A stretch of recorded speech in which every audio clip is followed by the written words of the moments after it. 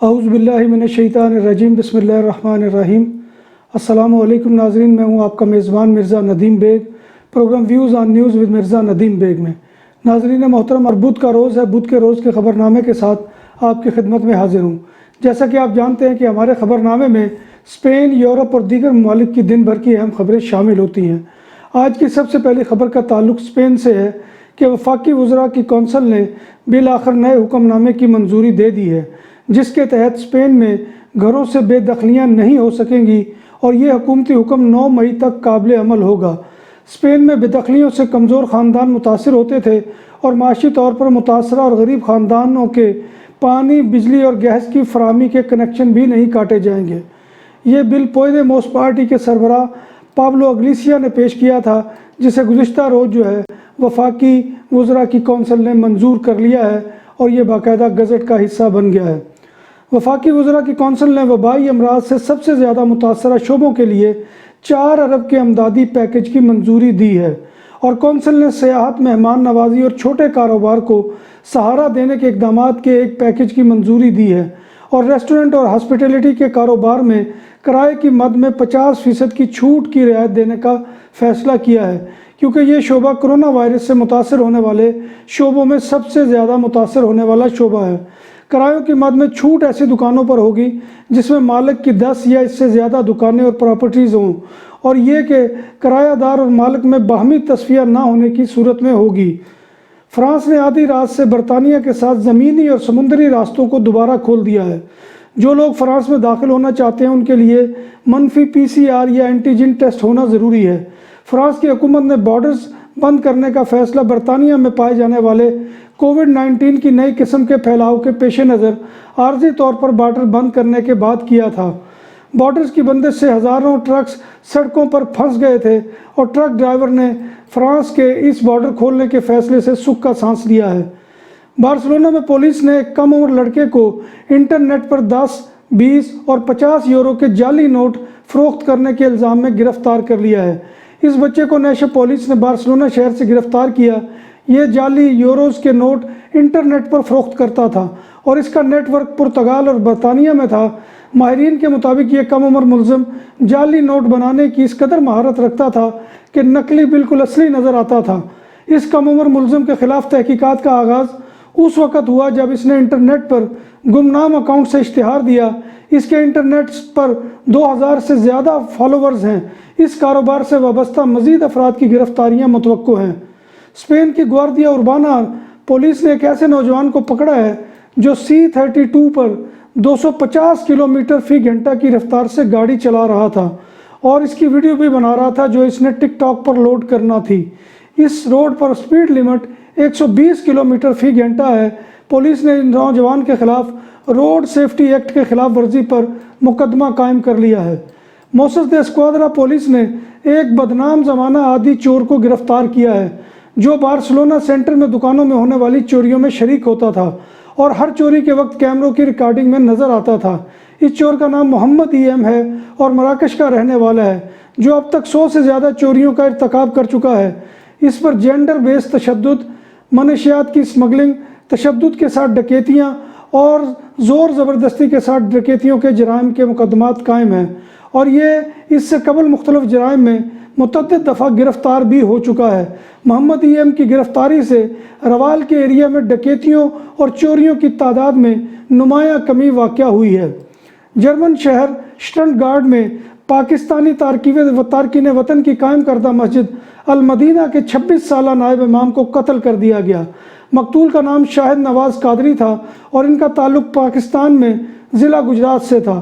مقتول پیر 21 دسمبر کی شام اپنے گھر کے باہر سیر کر رہا تھا کہ نامعلوم افراد نے اس پر حملہ کر دیا۔ حملہ آور جو موقع سے فرار ہونے میں کامیاب ہو گئے تھے، ان کی تلاش جاری ہے۔ مقتول شاہد نواز قادری اس مسجد میں اپنے فرائض رضاکارانہ بنیادوں پر انجام دیتے تھے، اور وہ پیشے کے اعتبار سے ایک ٹیکسی ڈرائیور تھے، اور انہوں نے اپنے پسماندگان میں ایک بیوہ اور 2 بچے چھوڑے ہیں۔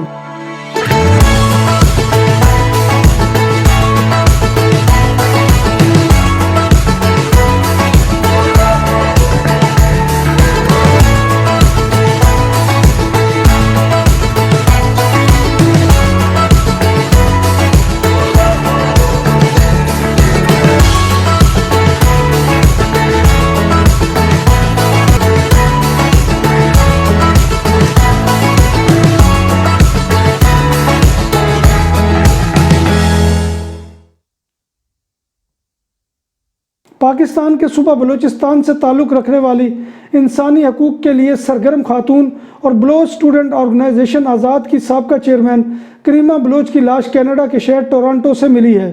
گزشتہ اتوار کو پہلے کریمہ کی گمشدگی کی خبر عام ہوئی اور بعد ازاں کینیڈا کے وقت کے مطابق دوپہر 3 بجے ان کی لاش ٹورانٹو کی بندرگاہی علاقے کے قریب پانی سے ملی۔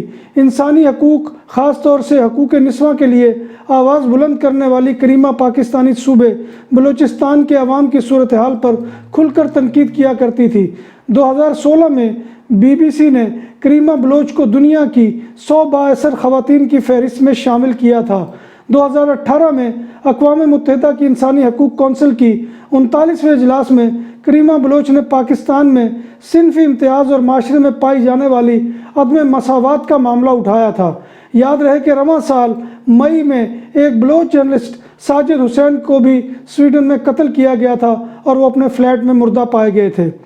فرانس میں کرونا وائرس کی عالمی وبا کے خلاف خود کو خطرے میں ڈال کر خدمات سر انجام دینے والے ہزاروں غیر ملکی کارکنوں کو ترجیحی بنیادوں پر ملکی شہریت دی جا رہی ہے۔ اب تک ایسے 74 غیر ملکی فرانسیسی شہریت حاصل کر چکے ہیں۔ فرانسیسی وزارت صحت کے مطابق ایسے غیر ملکیوں کو ملکی شہریت دینے کا عمل ترجیحی بنیادوں پر تیز کیا جا چکا ہے۔ ایک سرکاری بیان کے مطابق وزارت داخلہ نے اس سال ستمبر میں ایسے تمام غیر ملکیوں کو دعوت دی تھی کہ اگر وہ کرونا وائرس کے خلاف جنگ میں اپنے اپنے شعبے میں سرگرمی سے فعال ہیں تو وہ حکام کو اپنے لیے فاسٹ ٹریک شہریت کی درخواست دے سکتے ہیں۔ مہلک کووڈ-19 کی ایک نئی قسم برطانیہ کے جنوب میں تیزی سے پھیل رہی ہے اور اس نے پورے بر اعظم یورپ کی خطرے کی گھنٹی بجا دی ہے۔ اس نئے وائرس کے پھیلاؤ کو روکنے کے لیے متعدد یورپی ممالک نے برطانیہ کے خلاف سفری پابندیاں عائد کر دی ہیں۔ آسٹریلیا نے بھی تصدیق کی ہے کہ برطانیہ میں دریافت ہونے والا نیا وائرس ان کے ملک میں پایا گیا ہے۔ آسٹریلوی حکام کے مطابق یہ وائرس وہ برطانوی مسافروں کے ذریعے ان کے ملک پہنچا ہے۔ ان دنوں مسافروں کو فی الحال ایک ہوٹل میں کوارنٹین میں رکھا گیا ہے۔ بیماریوں سے بچاؤ اور کنٹرول کے یورپی مرکز ECDC نے کہا ہے کہ کووڈ-19 کے نئے وائرس کا پھیلاؤ روکنے کے لیے فوری اقدامات ضروری ہیں، لیکن اس کے ساتھ اس بات کی بھی تصدیق کی گئی ہے کہ نیا وائرس متعدد یورپی ملکوں تک پہنچ چکا ہے۔ برطانیہ میں کرونا وائرس کی نئی قسم پھیلنے کے بعد ہر طرف بحرانی صورتحال پیدا ہو گئی ہے۔ برطانیہ کے چیف سائنٹسٹ سمیت طبی مشیروں اور سائنسدانوں نے حکومت سے ملک گیر لاک ڈاؤن کا مطالبہ کر دیا ہے۔ ماہرین نے کہا ہے کہ نئی قسم کا کرونا وائرس ہر جگہ پر موجود ہے۔ امریکہ کے نو منتخب صدر جو بائیڈن کو بھی کرونا وائرس سے بچاؤ کی ویکسین لگا دی گئی۔ بائیڈن کو ویکسین لگانے کا منظر براہ راست نشر کیا گیا تاکہ عوام کو یقین دلایا جا سکے کہ ویکسین محفوظ اور مؤثر ہے۔ نو منتخب صدر بائیڈن کو ریاست ڈیلاویئر میں مقامی ہسپتال میں فائزر اور بایو این ٹیک کی تیار کردہ ویکسین لگائی گئی۔ بائیڈن نے کہا کہ ویکسین لگوانے کے عمل کو دکھانے کا مقصد یہ ہے کہ جب یہ دستیاب ہو تو عوام اسے لگوانے کے لیے تیار ہوں اور اس میں کوئی پریشانی والی بات نہ ہو۔ ارجنٹینا سے تعلق رکھنے والے فٹ بال لیجنڈ ڈیاگو میراڈونا کے سابق ڈاکٹر نے انکشاف کیا ہے کہ ان کی موت طبی نہیں بلکہ ایک قسم کی خودکشی ہے۔ میراڈونا کے ڈاکٹر نے انکشاف کیا کہ سرجری کے بعد ڈپریشن کی وجہ سے میراڈونا زندگی سے تھک گئے تھے۔ خوراک اور دوائی وقت پر نہ لینا بھی ان کی موت کی وجہ بنی ہے۔ ناظرین محترم، یہ تھا آج کا خبر نامہ جو میں آپ کی خدمت میں لے کر حاضر ہوا تھا۔ امید ہے کہ آپ کو یہ سیگمنٹ پسند آئے گا۔ آپ سے گزارش یہی ہے کہ آپ ہمارے چینل BBC اپڈیٹ TV کو سبسکرائب کریں، اس کے پروگرام کو لائک کریں، شیئر کریں، کمنٹ باکس میں آ کر کمنٹ کرنا مت بھولیے، کیونکہ آپ کا کمنٹ کرنا ہمارے لیے جو ہے بڑی ہمت افزائی کا باعث ہوتا ہے۔ اور ناظرین محترم، اس دعا کے ساتھ اللہ تبارک و تعالیٰ کے حضور ہم جو ہے ہاتھ پھیلا کر یہ دعا مانگتے ہیں کہ اللہ ہمارے جو ہے ایمان اور صحت کی سلامتی کے ساتھ زندہ رکھ اور ہم سے جو غلطیاں کوتاہیاں ہوئی معاف کر دے۔ میرے مولا، پوری انسانیت اس وقت جس وبا کی زد میں ہے اس وبا کو ٹال دے، اور یا میرے پاک پروردگار انسانیت کی خوشیاں دوبارہ لٹا دے۔ اس وقت جو دنیا میں بیمار ہیں یا میرے مولا سب کو شفائے کاملہ عاجلہ عطا فرما۔ اسی دعا کے ساتھ اپنے میزبان مرزا ندیم بیگ کو اجازت دیجیے۔ اللہ حافظ۔